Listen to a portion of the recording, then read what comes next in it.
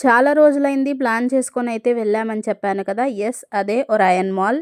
చాలా గ్యాప్ వచ్చింది. ఎప్పుడో పెళ్ళైన కొత్తలో మా ఫ్యామిలీ మెంబర్స్‌తో వచ్చాను. ఇంకా దాని తర్వాత సెకండ్ టైమ్ ఇది ఇక్కడికి రావటం. ఫైనల్లీ క్రిస్మస్ వైబ్స్ వల్ల అయితే రావాల్సొచ్చింది. పెళ్లి కాకముందు నంబర్ ఆఫ్ టైమ్స్ మా వారితో వచ్చాను. కానీ పెళ్లయిన తర్వాత ఇది సెకండ్ టైమ్. లైఫ్‌లో చాలా అప్స్ అండ్ డౌన్స్ వస్తూ ఉంటాయి. వీటన్నిటిని మనం పుష్ చేసుకొని వెళ్తేనే మన లైఫ్ అంతా సెట్ అవుతుంది అని అనిపిస్తుంది. వీటన్నిటిని పక్కకు పెడితే లైఫ్‌లో కష్టపడందే ఏది రాదు. అది ఏదైనా సరే ఈజీగా అయితే మనకి ఏది దొరకదు. అన్నీ కష్టపడితేనే మనకి ఫలితం అనేది ఉంటుంది.